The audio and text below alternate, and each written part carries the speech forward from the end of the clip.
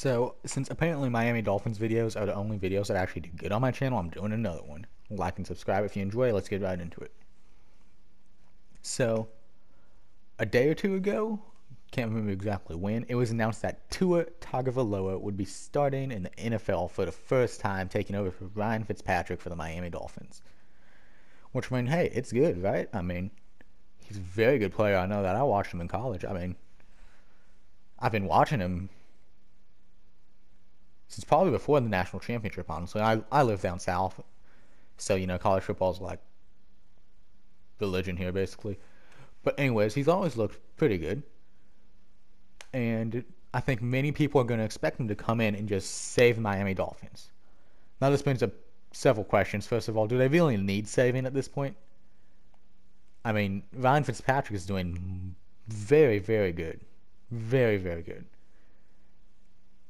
And it doesn't make sense to me to bench Ryan Fitzpatrick at this point for Tua. Now, you could argue, hey, we know Ryan Fitzpatrick is good, but we know he's not, MVP level. We don't know that about Tua. We don't know so much about Tua. And I say, yes, that's a good argument. You know Ryan Fitzpatrick does not have what it takes. And you don't know that with Tua. But at the same time, are you putting him in a position to win? Now, the issue here with the Dolphins is that their offensive line is awful, okay? Pro Football Focus ranks them 32 out of, 32 NFL teams. So basically, they have the worst offensive line in football, which is definitely an issue, okay? They allow 25 pressures, and they have a rush yards before contact average of 0.9, which is awful. So that means their running back will get an average of 0.9 yards before there's some form of contact, which can say a lot about the game plan you're bringing up or about your line. I believe they have 3 rookies on their line. Well, at the very least, I know they spent 3 of their picks in this year's draft on the offensive line. I know Ted Karras, he was once a New England center, I believe. Yes, he was the backup center for New England last year. He's over there now, which doesn't make much sense to me. He never looked like a really great standout center.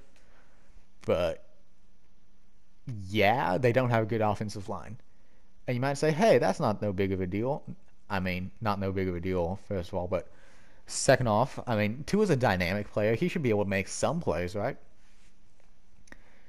And I say, do you really want your franchise quarterback? I'm assuming he's the franchise quarterback at this point. I mean, do you really want your franchise quarterback, right?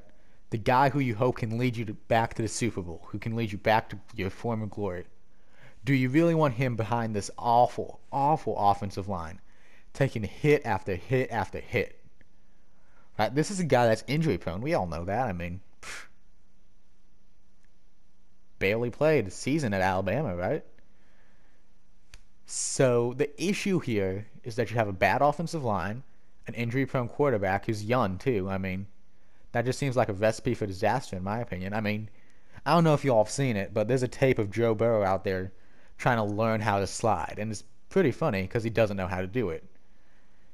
And the reason he doesn't know how to do it is because at all of these traditional football schools, say Clemson, Ohio State, Alabama, you're playing with other top level talent, right? Which means that if you aren't as good, you're more likely to be covered up, right? And that is definitely an issue with quarterbacks, I believe. That's the biggest issue with quarterbacks coming out of a football school. I'm thinking, say, Alabama, Ohio State, Clemson,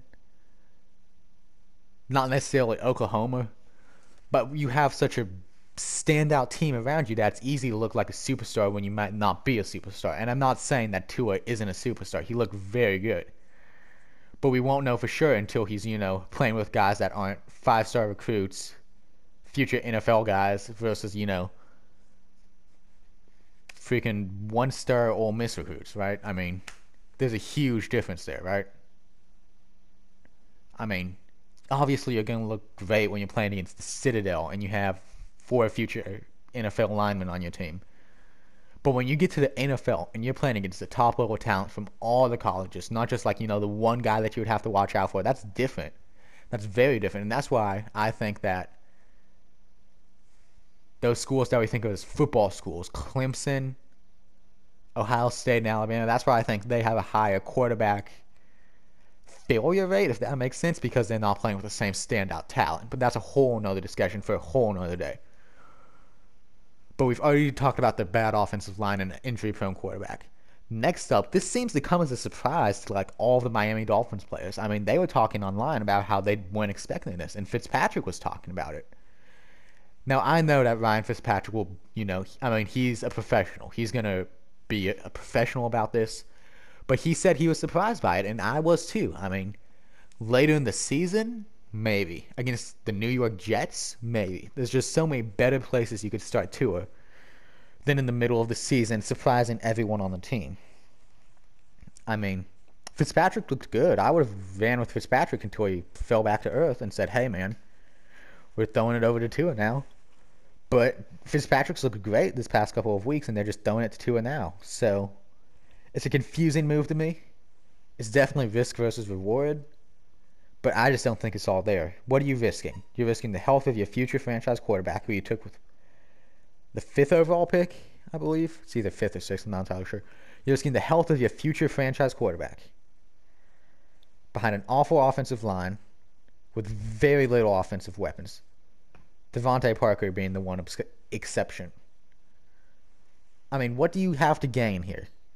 If Fitzpatrick's doing that already, if Fitzpatrick is going out there, getting the ball out quickly, and winning games for you, why would you switch off of him?